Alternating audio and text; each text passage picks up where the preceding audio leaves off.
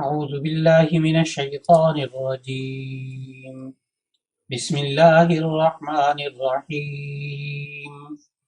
ولو أننا نزلنا إليهم الملائكة وكلمهم الموتى وحشرنا عليهم كل شيء قولا ما كانوا ليؤمنوا إلا أن يشاء الله ولكن أكثرهم يجهلون. صدق اللہ العظیم۔ آج خلاصہ قرآن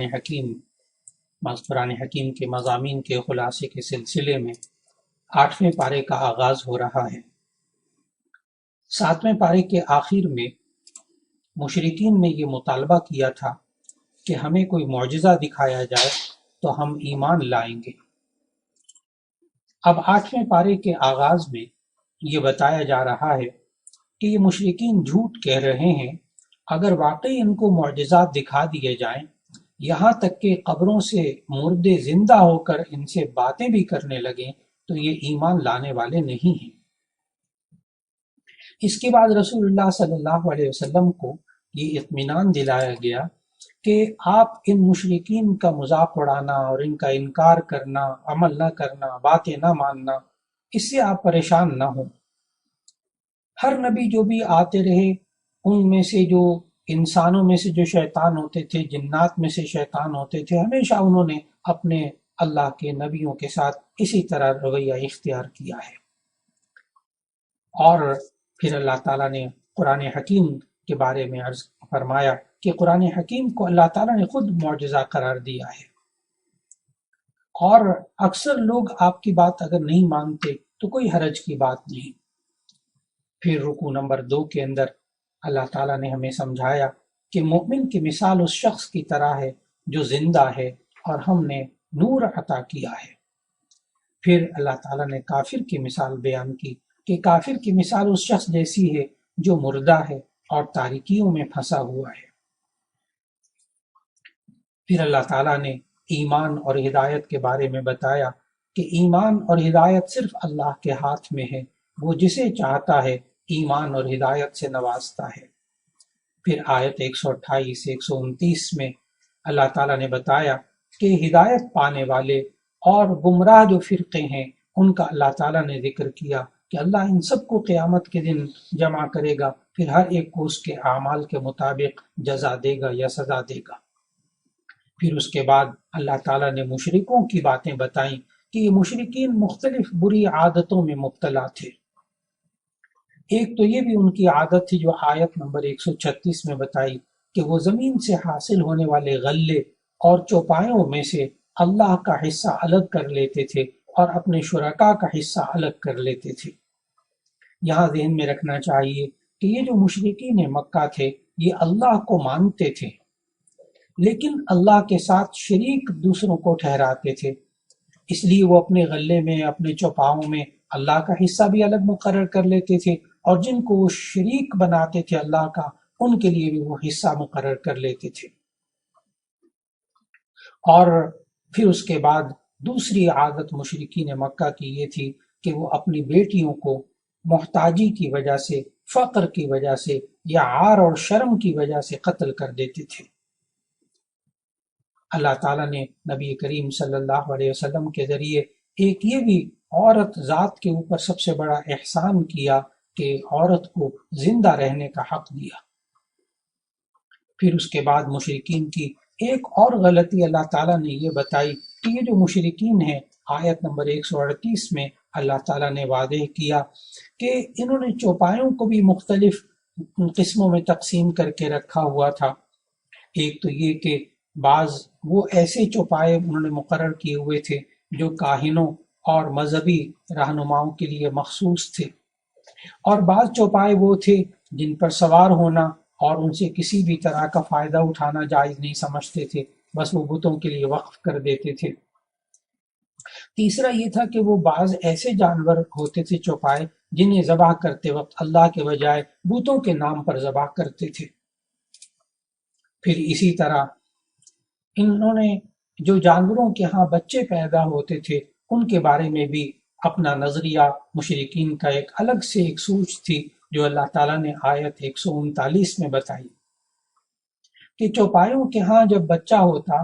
تو اگر وہ زندہ پیدا ہوتا تو اسے مردوں کے لیے حلال سمجھتے تھے لیکن عورتوں کے لیے حرام سمجھتے تھے، اور اگر چوپائی کے پیٹ سے بچہ پیدا ہوتا وہ مردہ ہوتا تو اسے مرد اور عورت دونوں کے لیے حلال سمجھتے تھے۔ اس پر اللہ تعالیٰ نے قرآن مجید کی ان آیات میں فرمایا کہ اللہ وہی ہے کہ جس کے پاس حلال اور حرام کا اختیار ہے، وہی اللہ ہے جس نے باغات، زیتون اور انار جیسے مختلف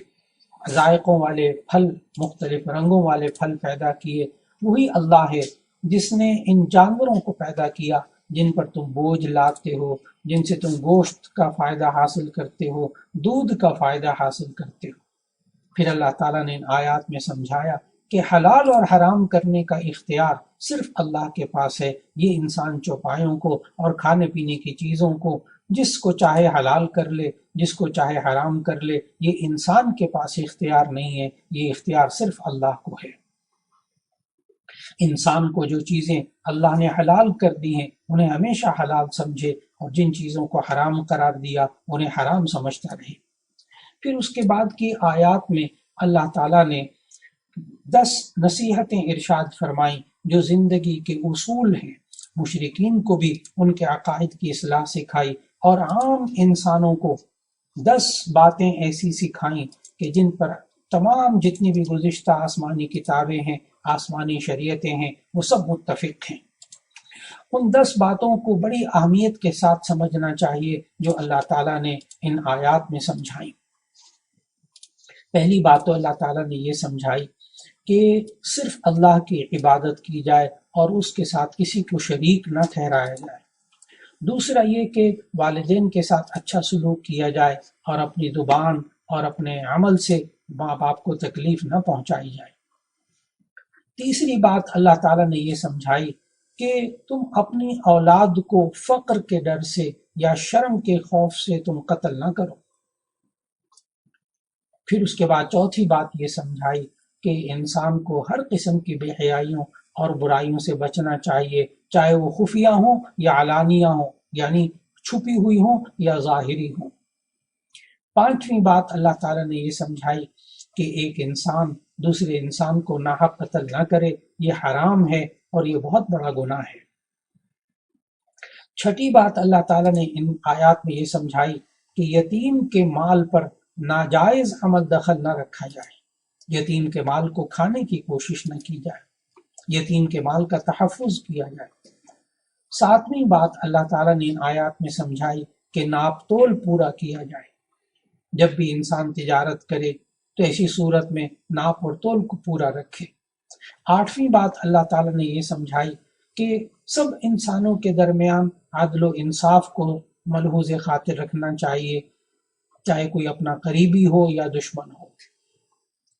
نویں بات اللہ تعالیٰ نے یہ سمجھائی کہ اللہ سے عہد جو کیا ہے تم نے اس کو پورا کیا کرو۔ اور 10ویں بات یہ سمجھائی کہ سیدھا راستہ وہی ہے کہ جو اللہ نے سکھایا ہے، اور جو اللہ اور اس کے رسول صلی اللہ علیہ وسلم کے بتائے ہوئے راستے کے خلاف ہو اس سے بچنے کی کوشش ہو۔ یہ 10 باتیں اللہ تعالیٰ نے ان آیات میں جو بتائی ہیں، یہ ایسی باتیں ہیں جن پر تمام گزشتہ شریعتیں اور دین اسلام یہ متفق ہے، یعنی انسانی جو اصول ہیں 10 وہ اللہ تعالیٰ نے بتائے۔ پھر اگلی آیات میں اللہ تعالیٰ نے یہ سمجھایا، سورہ انعام کا بالکل اختتام ہو رہا ہے، ان میں اللہ تعالیٰ نے سمجھایا نبی صلی اللہ علیہ وسلم کو حکم دیتے ہوئے کہ آپ علی الاعلان کر کہہ دیجئے کہ مجھے اللہ نے دین حق کی ہدایت کی دی ہے، اور یہی تمہارے باپ دادا ابراہیم علیہ السلام کا دین ہے، اور یہ دین اس میں عبادات بھی ہیں، اس میں تمام اعمال صرف اللہ کے لیے ہیں، میں صرف اللہ کی رضا چاہتا ہوں، اور جو یہ دنیا ہے اس میں اگر آزمائشیں آ جائیں تو ایسی صورت میں اللہ تعالیٰ انسان کو آزماتا ہے کہ کون مؤمن ہے، کون کافر ہے، کون اللہ کی باتوں پر ایمان لاتا ہے، کون انکار کرتا ہے۔ انہی مضامین کے ساتھ 8ویں پارے میں سورہ انعام کا اختتام ہوا۔ پھر اس کے بعد سورہ اعراف کا آغاز ہوتا ہے 8ویں پارے میں۔ سورۃ الاعراف یہ ترتیب توقیفی کے اعتبار سے، یعنی ہمارے قرآن مجید میں جو موجودہ ترتیب ہے اس ترتیب کے اعتبار سے یہ سورت نمبر 7 ہے، اور ترتیب نزولی کے اعتبار سے یہ 39ویں سورت ہے۔ یہ مکی سورت ہے، یعنی ہجرت سے پہلے نازل ہوئی، اور آپ کو معلوم کہ مکی صورتوں میں عام طور پر 3 بنیادی عقائد سے متعلق بات ہوتی ہے، یعنی ایمانیات، اور اس کے ساتھ ساتھ ایمان، رسالت اور آخرت۔ تو ان 3 چیزوں کے بارے میں یہاں اس سورہ اعراف کے اندر بھی زیادہ تر مضامین آ رہے ہیں۔ سورہ اعراف کے اندر کل 206 آیات ہیں اور 24 رکوع ہیں۔ اس سورت کا نام سورہ اعراف اس لیے رکھا گیا کہ اسی سورت کی آیت نمبر 46 اور آیت نمبر 49 میں اللہ تعالیٰ نے اعراف کا ذکر کیا ہے۔ اعراف کہتے ہیں وہ جگہ جو جنت اور جہنم کے درمیان ہے۔ تو چونکہ ابھی انشاءاللہ اس کے خلاصے مضامین کے اندر اعراف کا ذکر آئے گا، تو وہاں یہ معلوم ہوگا کہ اللہ تعالیٰ ان لوگوں کو جن کو جنت میں بھی نہیں بھیجے گا، جہنم میں بھی نہیں بھیجے گا ان کے ایمان کی وجہ سے، تو اللہ ان کو اعراف میں رکھے گا۔ تو اعراف جنت اور جہنم کے درمیانی جگہ کا نام، اور چونکہ اللہ تعالیٰ نے اس صورت میں اعراف کا ذکر کیا تو اس صورت کا نام سورہ اعراف رکھا گیا۔ اس صورت کے آغاز میں اللہ تعالیٰ نے بتایا کہ نبی صلی اللہ علیہ وسلم پر جو قرآن مجید نازل کیا یہ سب انسانوں کے لیے اللہ کی سب سے بڑی نعمت ہے، اور پھر یہ بھی متوجہ کیا کہ تمام انسان جو ہیں وہ آپس میں ایک دوسرے کا احترام کرتے رہیں، اس لیے کہ اللہ نے سب انسانوں کو ایک ہی باپ سے پیدا کیا ہے تاکہ وہ آپس میں ایک دوسرے کے ساتھ تعاون رکھیں، اور سب انسان آپس میں بھائی بھائی ہیں۔ پھر اس کے بعد اللہ تعالیٰ نے انسان کے احساس دلایا کہ انسان کو اللہ تعالیٰ نے جو عزت دی ہے وہ عزت کئی طرح سے دی۔ اللہ نے ایک عزت یہ دی کہ اللہ نے سب سے پہلے انسان کو اپنے ہاتھوں سے پیدا کیا، پھر اس کے بعد فَنَفَخْتُ فِيهِ مِن رُوحِي، پھر اس میں اپنی روح پھونکی، اور تیسرا یہ کہ فرشتوں کو حکم دیا کہ وہ اس کے سامنے سجدہ کریں۔ اس طرح اللہ تعالیٰ نے انسان کو عزت بخشی، اور پھر اللہ تعالیٰ نے ہمیں سمجھایا کہ یہ شیطان انسان کا ہمیشہ سے ایک مکار دشمن ہے جو انسان کو گمراہ کرتا پھرتا ہے، اور ہمیشہ یہ حق اور باطل کی کشمکش ہمیشہ انسان کی زندگی میں جاری رہتی ہے۔ پھر اللہ تعالیٰ نے سورہ اعراف کے اندر انسان کو 4 جگہ بنی آدم کا خطاب کر کے اللہ تعالیٰ نے خاص باتیں ذکر فرمائیں۔ سورہ اعراف کی یہ خصوصیت ہے کہ اس سورت میں اللہ تعالیٰ نے انسانوں کو 4 آیات ایسی ہیں جن میں یا بنی آدم کے لفظ بول کر اللہ نے خطاب فرمایا۔ یہ اور کسی قرآن مجید کی کسی صورت میں ایسا نہیں ہے۔ یا بنی آدم، اے آدم کی اولاد، یعنی بحیثیت انسان ہونے کے اللہ تعالیٰ نے ان کو وہ احکامات دیے۔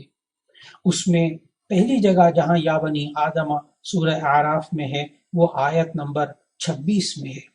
یا بنی آدم قد انزلنا علیکم لباسا،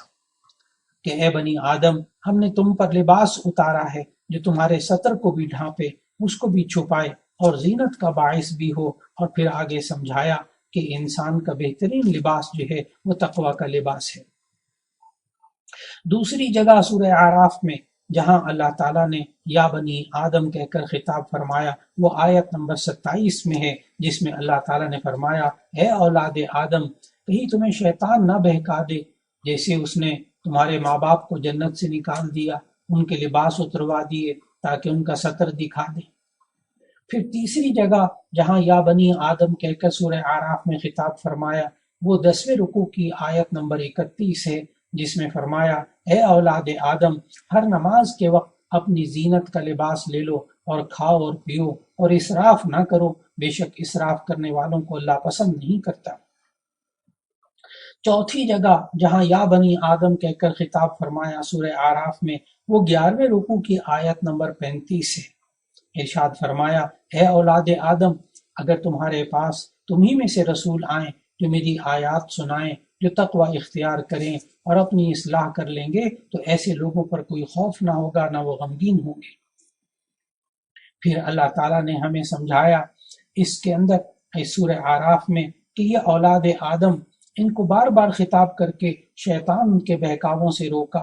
کہ شیطان جو تھا یہ انسان کو سب سے پہلے جو اس نے اس پر وار کیا، یعنی حضرت آدم اور حضرت حوا علیہ السلام، ان کو بہکایا، ان کے لباس اتروا دیے، ان کے ستر کھلوا دیے۔ گویا کہ اللہ تعالیٰ نے ان آیات میں ہمیں سمجھایا کہ شیطان کا، ابلیس کا سب سے بڑا ہدف اور ٹارگٹ یہ ہے کہ اولاد آدم کو شرم و حیا کے لباس سے محروم کر دے اور انہیں بے حیائی پر لگا دے۔ پھر اس کے بعد اللہ تعالیٰ نے بے حیائی کی جو مشرکین کے اندر خاص طور پر باتیں تھیں ان کا سورہ اعراف میں ذکر کیا کہ یہ مشرکین بیت اللہ کا ننگے طواف کرتے تھے اور اپنے اس برے عمل کو اور دلیل یہ دیتے تھے کہ ہمارے آبا و اجداد بھی یہی کرتے تھے۔ بس مشرکین کا یہ طرز اللہ نے قرآن مجید میں بار بار بیان کیا کہ جب بھی ان سے برے عمل کے بارے میں نبی صلی اللہ علیہ وسلم بات کرتے، سمجھاتے کہ دیکھو یہ برا کام ہے، تو کہتے کیسے برا ہو گیا، یہ تو ہمارے آبا و اجداد اس طرح کرتے تھے۔ تو اس کے بعد جواب میں اللہ تعالیٰ نے حکم دیا، سمجھایا کہ دیکھو اللہ بے حیائی کے کاموں کا حکم نہیں دیتا، لہذا اللہ کی طرف یہ منسوب مت کرو کہ ہمارے آبا و اجداد کرتے تھے تو وہ بھی تو اللہ کے حکم کو مانتے تھے۔ نہیں، اللہ کبھی بھی بے حیائی کے کاموں کا حکم نہیں دیتا۔ پھر اس کے بعد اللہ تعالیٰ نے سمجھایا کہ انسان کو اپنے دین کے اندر اپنی زندگی گزارتے ہوئے رہبانیت بھی اختیار نہیں کرنی چاہیے۔ رہبانیت یہ ہے کہ دنیا کو چھوڑ چھاڑ کر، بیوی بچوں کو چھوڑ کر انسان اپنے من سے، اپنے نفس کی طرف سے اور اپنی خواہشات کے مطابق یہ زندگی گزارے، کہیں جنگلوں میں نکل جائے یا بالکل معاشرے سے کٹ کر زندگی گزارے، تو رہبانیت سے بھی منع کیا۔ اور پھر اس کے بعد اللہ تعالیٰ نے سورہ اعراف کے اندر 8ویں پارے میں خاص طور پر 2 گروہوں کا خوب تفصیل سے ذکر کیا، ایک جنتیوں کا گروہ اور ایک جہنمیوں کا گروہ۔ 8ویں پارے کے 11ویں اور 12ویں رکوع میں اللہ تعالیٰ نے ان کا تفصیل سے ذکر کیا۔ فرمایا کہ ایک گروہ جو ہے وہ ضد اور عناد اور کفر اور تکبر کے راستے کو اپنانے والا ہوتا ہے، جس کا ٹھکانہ جہنم ہوتا ہے، اور دوسرا جو گروہ ہوتا ہے وہ جنتیوں کا ہوتا ہے، جو کہ اللہ پر ایمان لانے والے ہوتے ہیں، اللہ اور اس کے رسول کی بات کو ماننے والے ہوتے ہیں، یہ جنت کے حقدار ٹھہرتے ہیں۔ پھر سورہ اعراف میں اللہ تعالیٰ نے بتایا جب جنتی جنت میں چلے جائیں گے اور جہنمی جہنم میں چلے جائیں گے تو ان کے درمیان آپس میں مکالمہ ہوگا۔ اس مکالمے کو اللہ تعالیٰ نے سورہ اعراف کے اندر ذکر کیا۔ جنت والوں کے بارے میں ذکر کیا کہ یہ جنت والے دوزخ والوں سے سوال کریں گے، کیا تمہیں آج اللہ کے وعدوں کے سچ ہونے کا یقین آیا؟ اور دوزخ والے جواب دیں گے، ہاں، ہم نے وعدوں کو سچا اور برحق پایا۔ پھر اس کے بعد جب دوزخ میں، جہنم میں رہنے والے یہ ہولناک گرمی اور بھوک اور پیاس سے پریشان ہو جائیں گے تو اللہ تعالیٰ نے ہمیں ان آیات میں بتایا کہ وہ جنتیوں کے سامنے سوال کریں گے کہ ہمیں کچھ کھانے پینے کو دے دو،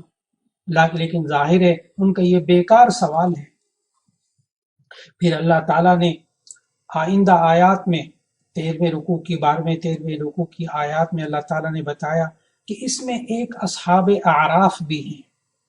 اصل میں سورہ اعراف کا نام اسی گروہ پہ رکھا گیا، ایک گروہ جنتیوں کا، ایک گروہ جہنمیوں کا، لیکن ایک تیسرے گروہ کا ذکر کیا، وہ ہیں اصحاب اعراف۔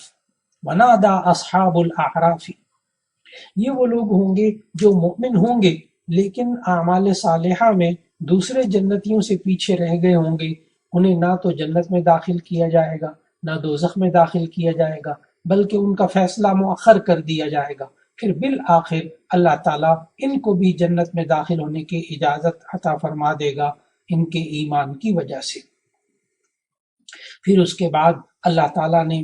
توحید کے بارے میں اور اپنی عظمت کے بارے میں اور اپنی قدرت کے بارے میں تفصیل سے ذکر فرمایا۔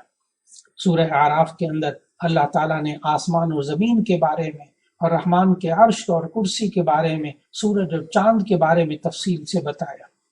اللہ تعالیٰ نے سمجھایا کہ دیکھو یہ جو 7 آسمان ہیں یہ اللہ تعالیٰ نے اس طرح پیدا کیے ہیں کہ بغیر ستون کے یہ کھڑے ہیں، یہ اللہ کی قدرت پر دلالت کرتے ہیں۔ پھر رحمان کے عرش کا ذکر کیا کہ جس کی اتنا وسیع ہے کہ سارے آسمان اور ساری زمینیں اس کا احاطہ نہیں کر سکتے۔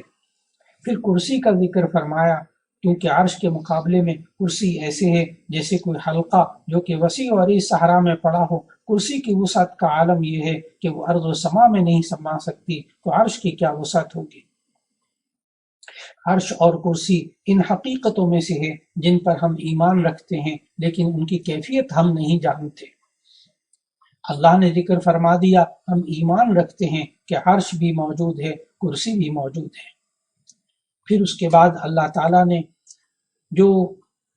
ایمان لانے کی باتوں میں سے اہم ترین باتیں ہیں وہ یہ ہیں کہ یہ سمجھنا چاہیے کہ سورج، چاند، ستارے ان سب کو پیدا کرنے والا بھی اللہ ہے۔ اللہ تعالیٰ نے سورہ اعراف میں بتایا کہ یہ اس طرح فضا میں تیر رہے ہیں، یہ اس طرح اپنی اپنی جگہ پہ چل رہے، اپنے اپنے مدار میں چل رہے ہیں کہ نہ تو یہ آپس میں ٹکراتے ہیں، نہ اپنے مدار سے باہر نکلتے ہیں۔ اللہ تعالیٰ نے اپنی قدرت کی یہ تمام نشانیاں بیان کرنے کے بعد پھر سورہ اعراف کے اندر یہ 6 انبیاء کا خاص طور پر الگ الگ حالات کا ذکر کیا۔ ان میں نوح علیہ السلام کا ذکر کیا، حضرت ہود علیہ السلام کا ذکر کیا، حضرت صالح، حضرت لوط علیہ السلام کا ذکر کیا، حضرت شعیب علیہ السلام کا ذکر کیا، حضرت موسیٰ علیہ السلام کے قصے کا اختصار کے ساتھ اللہ تعالیٰ نے ذکر کیا، اور پھر ان کے اندر جو حکمتیں تھیں اور ان کے قوموں کے جو حالات تھے وہ اللہ تعالیٰ نے بتائے۔ ان صورتوں، ان آیات میں اللہ تعالیٰ نے ہمیں سورہ اعراف کے اندر جن انبیاء کا ذکر بتایا ان میں سے اللہ تعالیٰ نے ہمیں ایک تو نوح علیہ السلام کا تذکرہ بتایا کہ کس طرح اللہ تعالیٰ نے نوح علیہ السلام کو 950 سال ان کی قوم کے درمیان بھیجا، اور وہ قوم کو سمجھاتے رہے کہ اے میری قوم، تم اللہ کے علاوہ کسی اور کی عبادت نہ کرو۔ یہ 5 بتوں کی پوجا کرتے تھے، ودا ولا سواع ویغوث ویعوق ونسرا، یہ ان کی عبادت کرتے تھے۔ پھر اس کے بعد ایک وقت ایسا آیا کہ نوح علیہ السلام کو اللہ نے کشتی بنانے کا حکم دیا، تو اللہ تعالیٰ نے فرمایا کہ ہم نے ان لوگوں کو جو کشتی کے اندر تھے ان کو تو نجات دے دی جو کہ ایمان لائے تھے نوح علیہ السلام پر، اور باقی سب کو غرق کر دیا۔ پھر اس کے بعد اللہ تعالیٰ نے آیت نمبر 65 سے حضرت ہود علیہ السلام کا ذکر کیا، ان کی قوم عاد کا ذکر کیا کہ اللہ تعالیٰ نے ہود علیہ السلام کو قوم عاد کی طرف بھیجا تھا۔ یہ قوم بھی ایسی تھی جو کہ اللہ کی نافرمانی کرتی تھی، شرک میں مبتلا تھی، لیکن اس کے باوجود جب وہ ہود علیہ السلام کے کہنے کے مطابق نہ چلی تو اللہ تعالیٰ نے ان کو تباہ کر کے رکھ دیا۔ پھر اللہ تعالیٰ نے حضرت صالح علیہ السلام کا ذکر کیا کہ قوم سمود کی طرف حضرت صالح علیہ السلام کو بھیجا گیا۔ ان لوگوں نے بھی اسی طرح کہا تھا کہ ہمیں ایک معجزہ دکھائیں۔ ایک پتھر میں سے ایک اونٹنی کو اللہ نے پیدا کر دیا، پھر اس اونٹنی کے بارے میں بھی بتایا کہ کس طرح یہ پانی پیے گی اور کس طرح اس کو رکھنا ہوگا، لیکن ان لوگوں نے اس اونٹنی کو بھی نقصان پہنچایا، اور اسی طرح حضرت صالح علیہ السلام کی باتوں کو نہ مانا اور اس اونٹنی کے بھی پاؤں کو کاٹ کر رکھ دیا، تو اللہ تعالیٰ نے پھر اس کے اوپر ایسا عذاب بھیجا کہ وہ بھی تباہ و برباد ہو کر رہ گئے۔ پھر اس کے بعد حضرت لوط علیہ السلام کا ذکر آیا کہ کس طرح ان کی قوم بے حیائی کے اندر مبتلا تھی۔ انکم لتاتون الرجال شہوۃ من دون النساء، کہ وہ لوگ ہم جنس پرستی میں مبتلا تھے۔ اللہ تعالیٰ نے ان پر عذاب نازل کیا، اور پھر اس کے بعد مدین، قوم مدین کا ذکر ہوا جن کی طرف شعیب علیہ السلام کا بھیجنا ہوا۔ 8ویں پارے کے آخری رکوع میں اللہ تعالیٰ نے شعیب علیہ السلام کا ذکر کیا کہ ان کو جب قوم مدین کی طرف بھیجا تو اس قوم کی عادت یہ تھی کہ یہ ناپ تول میں کمی بیشی کرتی تھی، ناپ تول میں بے ایمانی کرتی تھی، کمی کرتی تھی۔ اللہ تعالیٰ نے ان کی اصلاح کے لیے بھیجا، یہ بھی باز نہ آئے تو اللہ نے ان کے اوپر بھی پھر عذاب نازل کیا۔ ان تمام 6 کے 6 انبیاء کا ذکر جو اللہ تعالیٰ نے سورہ اعراف اور اس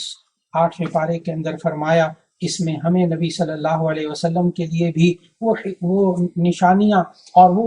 حکمتیں اور احکام ملتے ہیں کہ اللہ تعالیٰ نے یہ احکامات دیے، پھر کہ رسول اللہ صلی اللہ علیہ وسلم کو بھی چاہیے کہ وہ مخالفین کی ایذاؤں پر اللہ تعالیٰ نے ان کو تسلی دی کہ آپ تسلی رکھیں، ان تکبر کرنے والوں کا انجام بہرحال برا ہوتا ہے، جیسے کہ گزشتہ انبیاء کے ساتھ اللہ تعالیٰ نے ان کی قوموں کے ساتھ سلوک کیا کہ انبیاء کو تو نجات دی لیکن ان کی قوموں کو تباہ کر کے رکھ دیا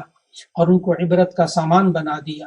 یہ تمام جتنے واقعات اللہ تعالیٰ نے گزشتہ قوموں کے بتائے ہیں، ان سب میں عبرت کا سامان موجود ہے۔ اللہ رب العزت ہم سب کو قرآن مجید کی تلاوت کرنے کی توفیق عطا فرمائے، اس کو سمجھنے کی توفیق عطا فرمائے، اس پر عمل کرنے کی توفیق عطا فرمائے، اور قرآن حکیم کے پیغام کو لوگوں تک پہنچانے کی توفیق عطا فرمائے۔ وآخر دعوانا ان الحمد